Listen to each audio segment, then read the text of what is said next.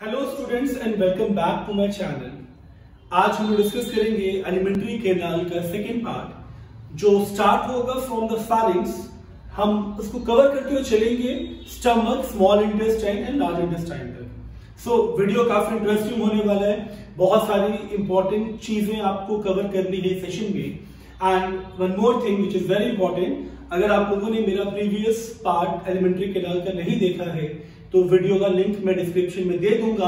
आप प्लीज उस वीडियो को देखें ताकि आपको पूरा एलिमेंट्री कैनाल का स्ट्रक्चर समझ में आ सके। ओके, सो इस सेशन में हम लोग स्टार्ट करेंगे from the pharynx and pharynx से हम लोग अपने आगे वाले पार्ट्स को कवर करेंगे।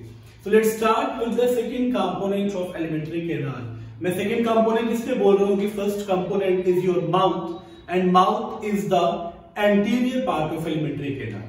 ये तो आप लोग जानते हो ना कि एलिमेंट्री कैनाल स्टार्ट होता है from the mouth and mouth में बहुत सारे कंपोनेंट्स हैं जो हम लोग प्रीवियस वीडियो में डिस्कस कर चुके हैं। अब हम लोग कवर करेंगे सेकंड कंपोनेंट को, that is pharynx. And pharynx का भी अपना एक इंपॉर्टेंट रोल है। क्या रोल है आप जानते हो? फेरिंग्स को आपने रेस्पिरेटरी सिस्टम में भी कवर किया है ना। तो एक चीज तो पहले से आपको पता है कि that it is a common passage for the food and the air part. अब let us understand the anatomy of pharynx and their parts. Okay, so suppose this is your nose part and from nose this is the mouth part. Okay, मैं अभी सिर्फ half portion ही cover कर रहा हूं ताकि हम लोग बहुत आसानी से चीजों को समझ पाए। ओके, तो ये आप पोर्शन देख रहे हो ना, ये जो पोर्शन आप देख रहे हो ये आपका नोज का पार्ट है। तो यहां से एक पैसेज जा रहा है, ठीक है, और एक पैसेज आपका ये जो माउथ पार्ट है, इसे मैं रेड से मार्क कर रहा हूं ताकि आपको डिफरेंशिएट करने में बहुत इजी रहे। तो ये एक पार्ट आपका माउथ से जा रहा है और ये दोनों पार्ट आके एक कॉमन पैसेज बन जाता है। कि यहां पे कॉमन पैसेज बन जाता है और इसी कॉमन पैसेज को हम फेरिंग्स बोलते हैं। बात समझ में आ गई होगी आपको? तो ये जो कॉमन पैसेज है this is the pharynx part. Clear? तो फेरिंग्स के लिए एक चीज तो इजी हो गई ना, that it is a common passage for food and air. So it is a common passage for food and air. Clear? So this is one of the most easiest explanation to understand pharynx. अब इसके structure की बात करूं तो it is tubular structure. या देख लो diagram में, it is tubular structure. And ये जो tubular structure है इसका भी नेचर मस्कुलर है। So it is a muscular tube. And one more important thing कि pharynx का जो फंक्शन है, pharynx को हम जंक्शन मानते हैं, ये मैं ऑलरेडी आपको बता चुका हूं ना। अब pharynx के जो 3 इंपॉर्टेंट डिवीजन है, पहले इसको हम लोग समझते हैं। ओके, तो pharynx में जो 3 इंपॉर्टेंट डिवीजन हैं, इसमें फर्स्ट है नेसोफैरिंक्स एंड नेसोफैरिंक्स के बाद second one is oropharynx and the third one is laryngopharynx. Okay, तो let's understand these 3 components on the basis of description, on the basis of anatomy mainly. Okay, so nasopharynx simply means the part which lies just behind the external nostrils. Okay, nostrils के just पीछे जो passage आप देख रहे हो, ये passage हो गया नेसोफैरिंक्स का पार्ट।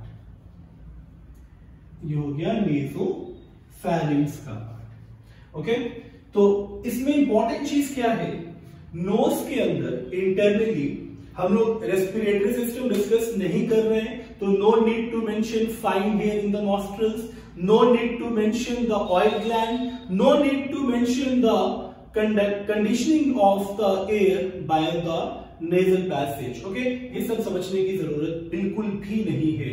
इस एलिमेंट्री कैनाल को और इस एलिमेंट्री कैनाल के एनाटॉमी को समझने के लिए हमें रेस्पिरेटरी कंपोनेंट को इन्वॉल्व करने की जरूरत नहीं है। बट स्टिल नेज़ोफैरिंक्स में टू इंपॉर्टेंट कंपोनेंट्स हैं। Okay, the first one is, अगर मैं नेज़ोफैरिंक्स को डिस्क्राइब करूं तो एक सिंपल लाइन सफिशिएंट है ना, द पैसेज बिहाइंड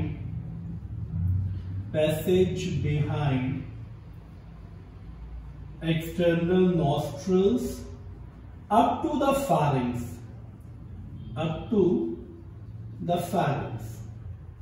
ओके। और बहुत सिंपली मैं कहूं तो from the nose to the pharynx, the passage is known as nasopharynx. Clear? And nasopharynx में टू इंपॉर्टेंट कैरेक्टरिस्टिक है। The first one is it has internal nerve, and number 2, eustachian canal.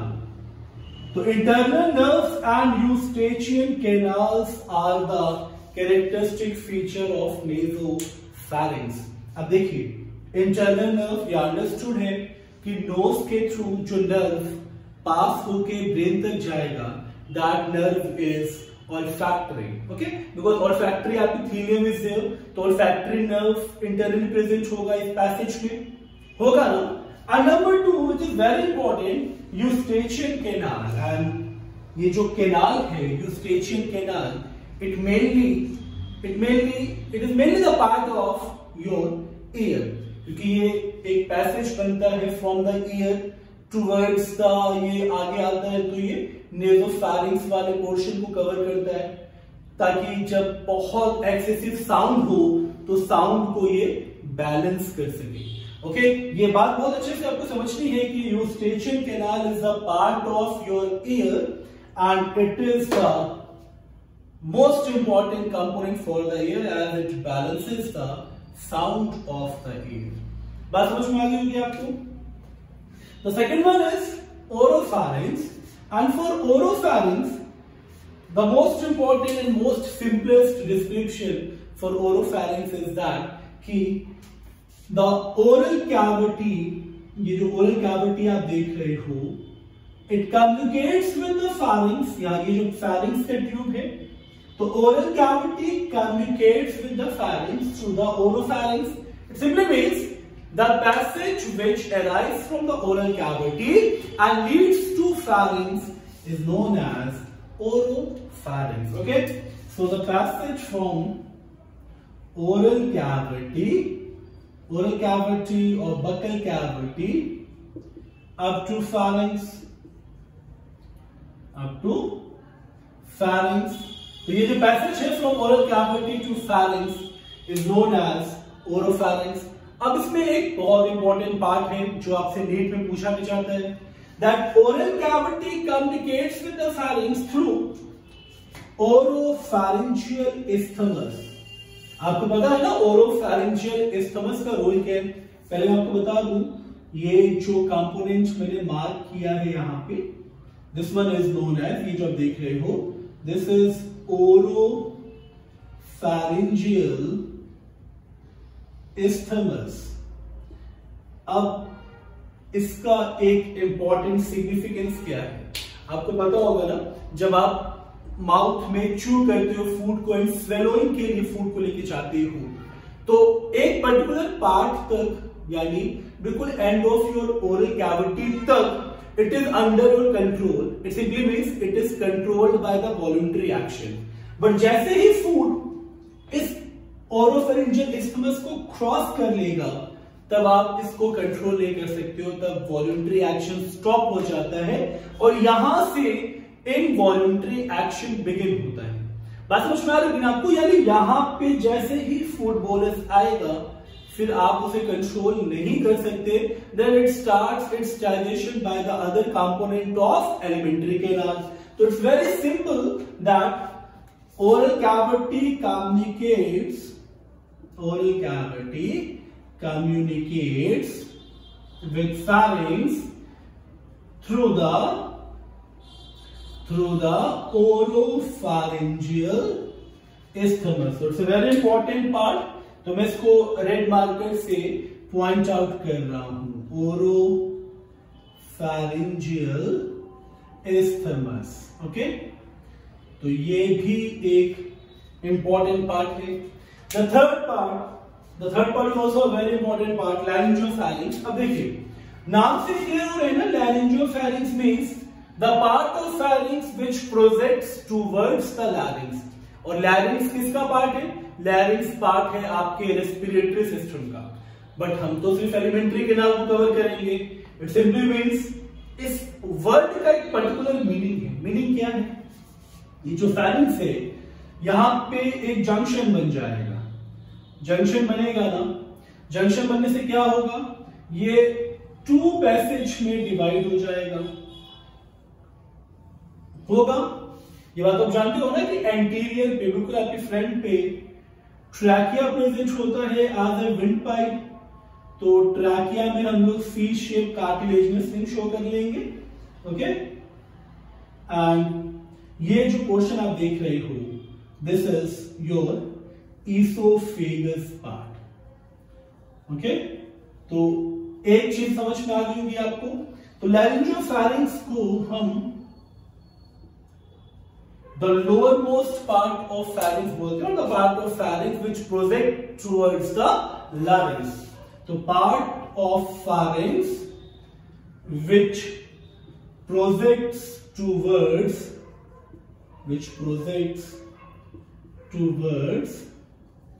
larynx.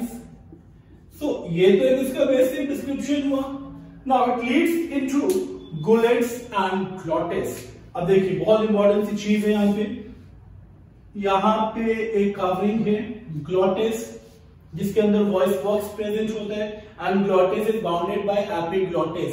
तो इस portion को हम लोग involve नहीं करेंगे. It's a part of your respiratory system.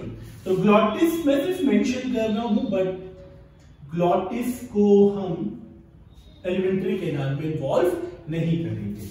अब जो सेकेंड कंपोनेंट है वो है यहाँ पे अनदर वॉल्व जिसको बोलते हैं gullets. Okay, and gullets leads into oesophagus. तो simply means laryngopharynx leads into gullets and glottis. तो laryngopharynx leads into gullets and glottis. तो हम लोग को कवर क्या करना है? gullets which leads into esophagus and glottis which leads into trachea or windpipe. So after pharynx, the next component is esophagus, and it is again a very important component of alimentary canal. So esophagus is a long coiled muscular tube of about 25 centimeter. And why it is very important, मैं ये भी आपको बताने वाला हूं. Long coiled tube and as well as muscular in nature, which is about 25 centimeter long. Okay, ये तो basic description है. इसोफेगस के लिए एक चीज आपको पता है ना, which is very important, that esophagus, suppose this is a esophagus part. तो अब इसका नेचर तुमको ऑलरेडी पता है, it is muscular and it leads into stomach. तो ये स्टमक की तरफ लीड करेगा. ओके, हम इस पोर्शन को ही कवर कर रहे हैं ना. बात समझ में आ रही है आपको कि ये जो esophagus है, it forms the passage of food from the pharynx to the stomach. So as it is 25 centimeter long, it forms passage of food. It forms passage for food from pharynx to stomach. अब देखिए एक important चीज मैं already बता चुका हूं कि the nature of the tube is muscular and muscles की प्रॉपर्टी क्या होती है? Contracts and relax. And this property of esophagus is known as peristalsis, and peristalsis is very important as it compresses. जब ये कॉन्ट्रैक्ट करेगा तो it helps in pushing the food towards the stomach region. Okay, तो ये बहुत important है, ये भी आपको मेंशन करना है that esophagus contracts to push the food towards stomach, and that contraction is known as, that movement is known as, movement of esophagus is known as peristalsis, okay, or peristaltic movement. So it is known as peristaltic movement.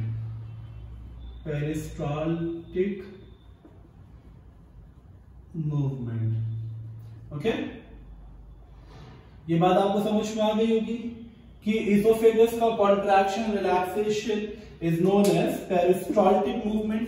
अब एक और important चीज क्या है, esophagus leads into stomach, ये stomach का portion है।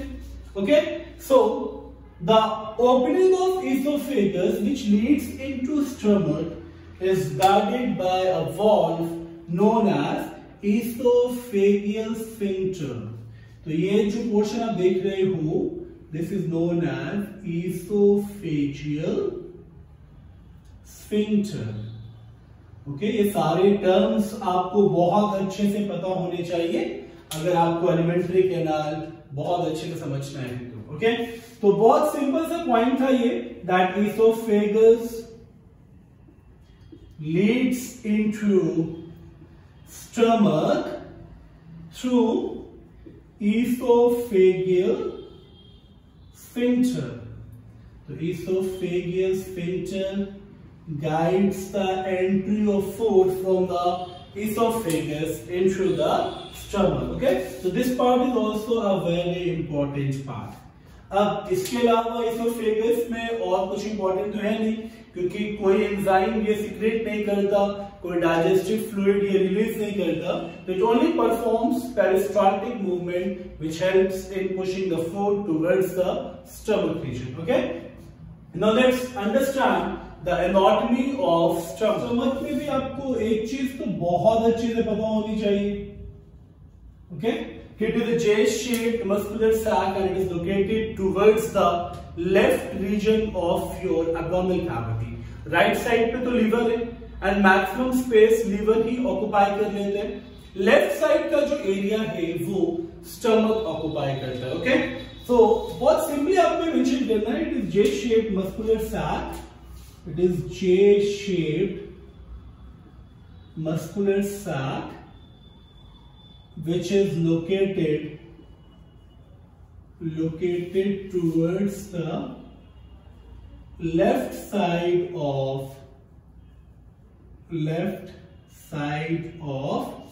abdominal cavity.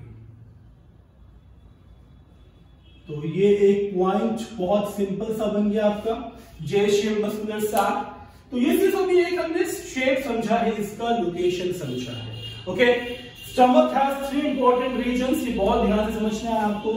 ये esophageal sphincter है, muscular ring which guides the passage of food towards the stomach. So ये जो पोर्शन आप देख रहे हो, ये जो पोर्शन जहां पे फूड सबसे पहले एंटर करेगा, this is known as cardiac part. Okay, this is a cardiac portion of stomach.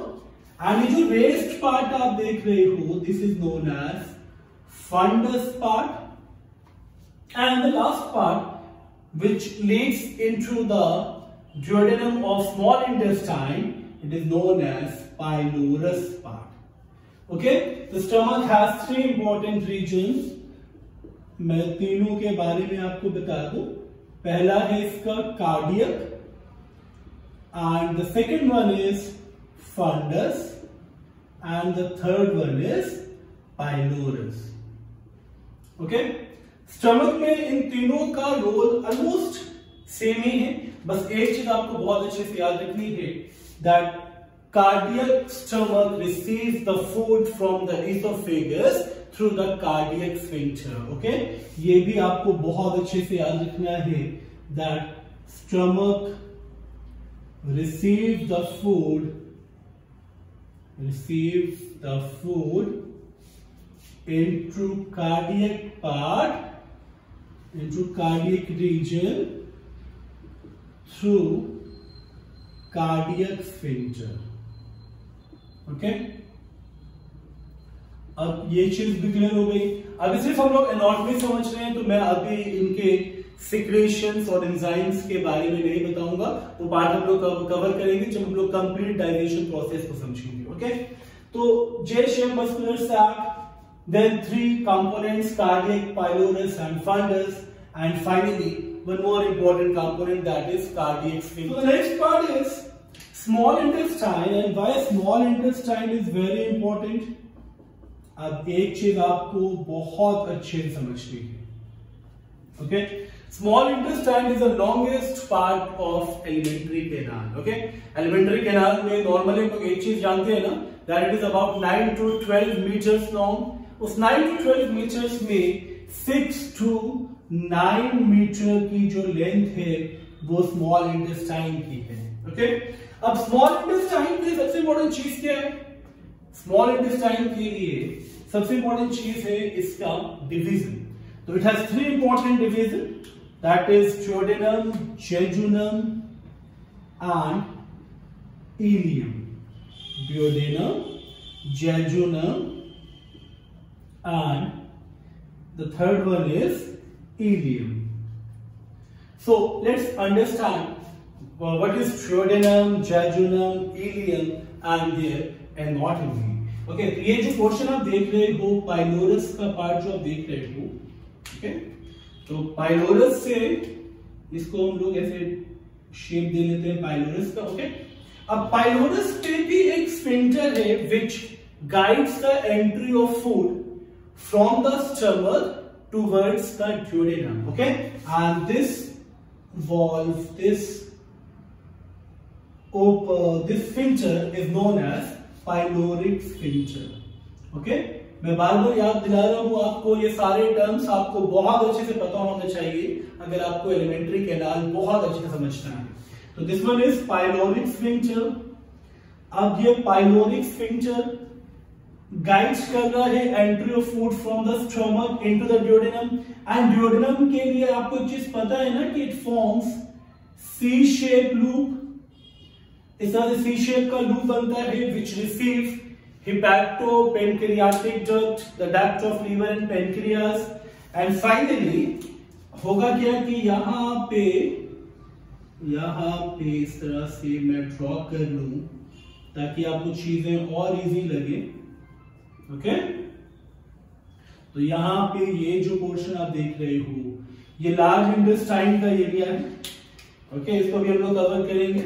ये लार्ज इंटेस्टाइन का एरिया है एंड लार्ज इंटेस्टाइन के बिल्कुल सेंटर पे ये आप देख रहे हो, this is the duodenum part.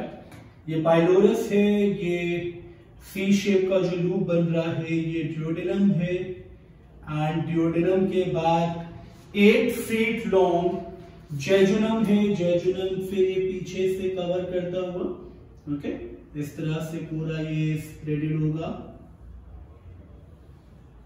Okay, and finally it leads into the caecum of large intestine. Okay, तो ये चीज अब आप लोग बहुत अच्छे से समझ लो। तो duodenum को बहुत इजीली अगर समझना है तो पाइलोरस जो रीजन था, it leads into duodenum,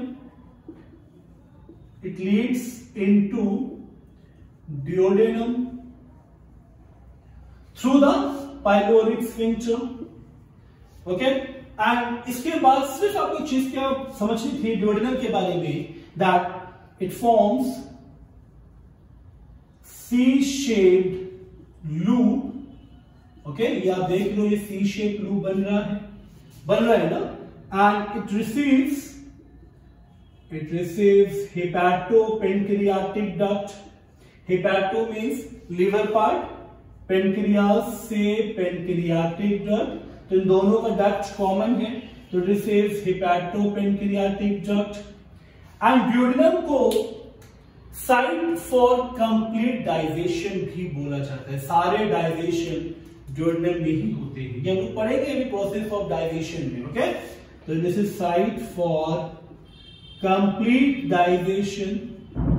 okay, सारे डाइजेशन आपके इसी पर्टिकुलर रीजन पे कंप्लीट होते हैं, तो site for complete digestion and it is the widest and the shortest part of small intestine. Okay, तो widest and shortest part of small intestine.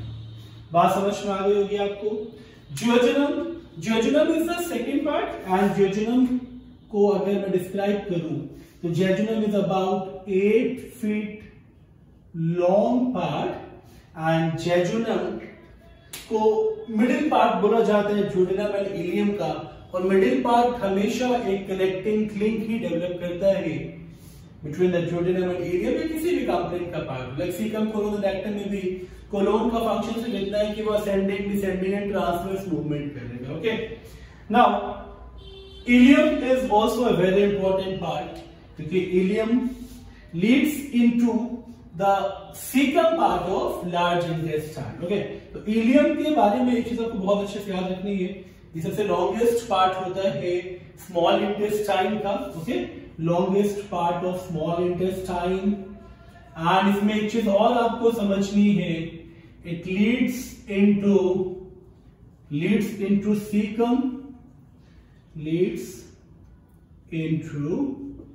Caecum through ileocolic valve. इसको हम ileocolic valve बोलते हैं, ilium से ileocolic valve. ये बहुत important है, ये भी आपको अच्छे से पता होना चाहिए।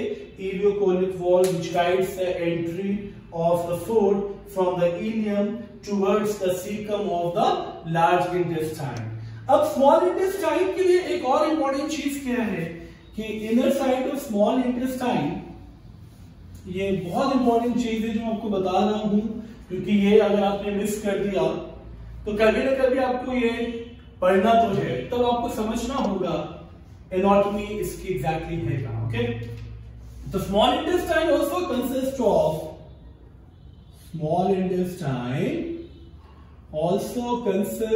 Of pairs patches. ओके, अब ये पेयर्स पैचेस क्या है, इट्स वेरी इंपॉर्टेंट। मैं इसको pairs patches, okay sorry,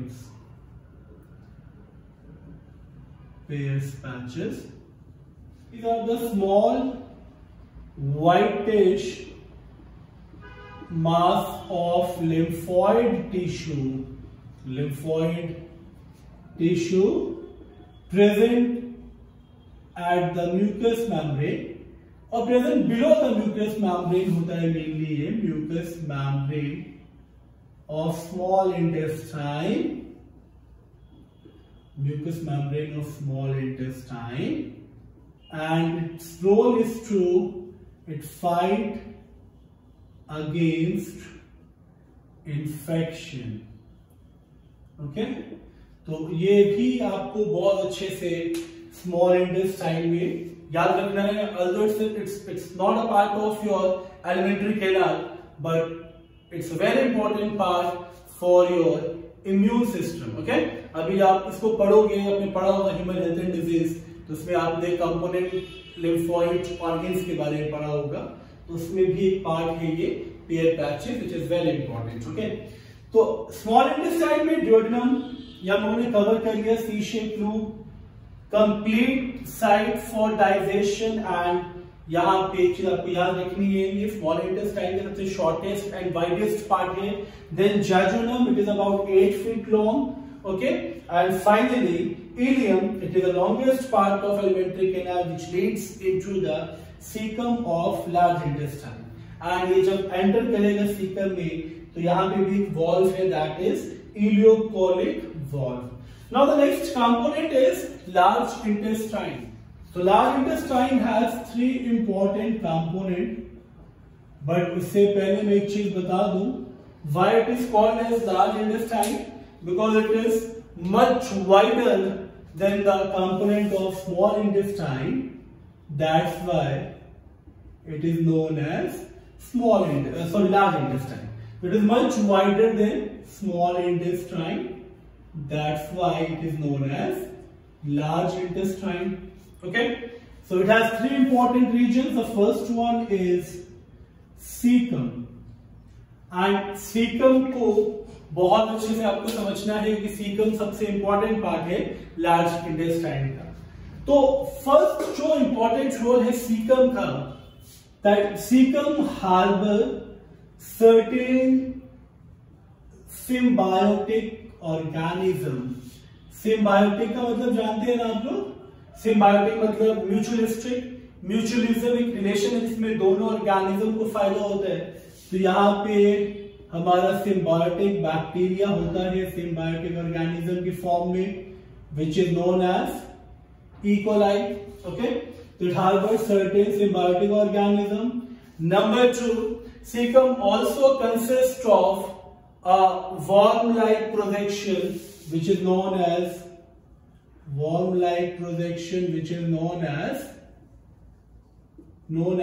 vermiform appendix.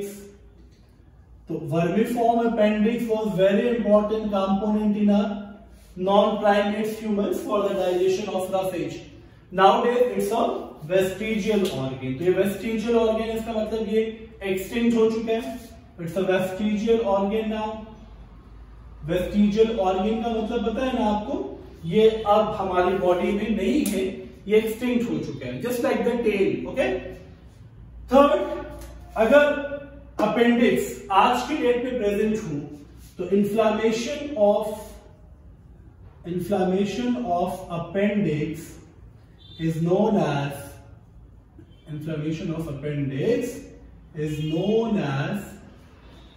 Appendicitis and their treatment is known as, इसका ट्रीटमेंट जो है इसको बोलते हैं अपेंडिक्टोमी। Okay, treatment is अपेंडिक्टोमी।